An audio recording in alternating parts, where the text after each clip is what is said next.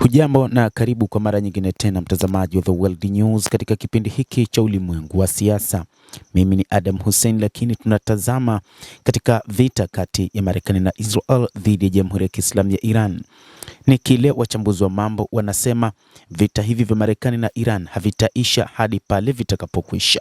Hii ni kutokana na kauli mbalimbali za viongozi kutoka pande zote mbili, kutoka upande wa Marekani na Israel na kutoka upande wa Iran. Wakati huu ambapo inaelezwa kwamba hali ya mazungumzo inaendelea kuwa shwari, lakini bado kuna mazungumzo ambayo hakuna makubaliano katika baadhi ya mambo. Moja ya masuala ambayo waziri wa ulinzi wa Marekani Pete Hegseth ameeleza ni kwamba Marekani itakuwa tayari kuanza tena mashambulizi dhidi ya Iran ikiwa hakuna makubaliano. Waziri huyo wa masuala ya kivita kutoka Marekani Bwana Hegseth amesema kwamba taifa hilo la Marekani lipo tayari kuanzisha upya mashambulizi dhidi ya Iran ikiwa makubaliano hayatafikiwa, lakini pia ameeleza hayo huku wapatanishi kutoka Marekani na Iran wakijitahidi kupunguza tofauti kubwa zinazozuia makubaliano. Waziri huyo wa mambo ya ulinzi amesema kuwa uwezo wetu wa kuanza upya inapobidi tunao na tuko tayari sana, alisema akiwa huko Singapore. Hifadhi zetu za silaha ziko imara zaidi huko na kote ulimwenguni, kwa hivyo tumejipanga vizuri, aliongeza waziri wa ulinzi Bwana Pete Hegseth. Hegseth alizungumza hayo katika kongamano kuu la Asia kwa viongozi wa ulinzi na wanajeshi na wanadiplomasia, akisema Marekani haijalipa kisogo eneo la Asia Pacific. Tunaweza kufanya mambo mawili kwa wakati mmoja. Tunaongeza nguvu zaidi katika kituo chetu cha ulinzi ili tuwe na silaha mara 2, mara 3 au mara 4 zaidi hivi karibuni, ili kuhakikisha kwamba mipango yetu yote ya operesheni inafadhiliwa ipasavyo kote ulimwenguni, alisema Pete Hegseth.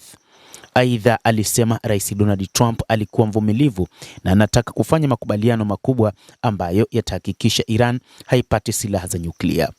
Hata hivyo, kwa upande wa Iran imeeleza kwamba moja kati ya maeneo ambayo imejipanga kwa kiasi kikubwa ni wakati huu ambapo kumekuwa na usitishaji wa mapigano.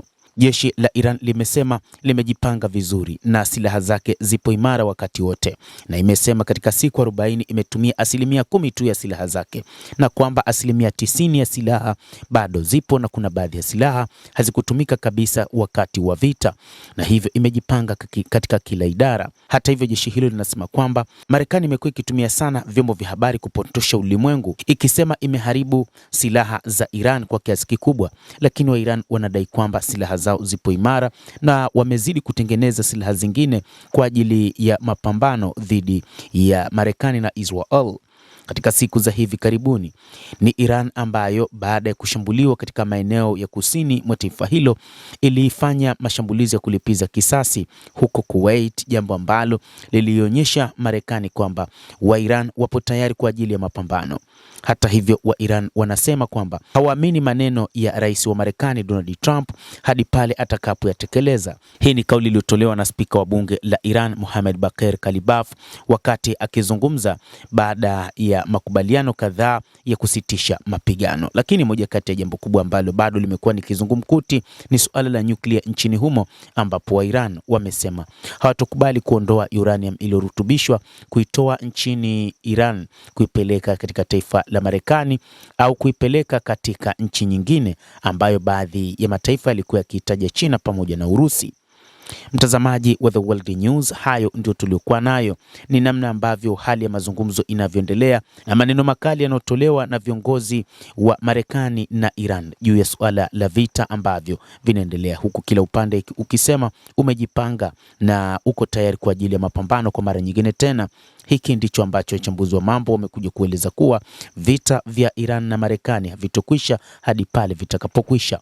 Endelea kutufuatilia, lakini usisahau kulike, kucomment, kadhalika kusubscribe channel yetu hii ikiwa bado hujafanya hivyo, ili upate habari hizi kwa mapana kupitia The World News. Naitwa Adam Hussein, endelea kuwa nasi wakati wote, endelea kutufuatilia ili uyajue mengi yanayojiri katika ulimwengu.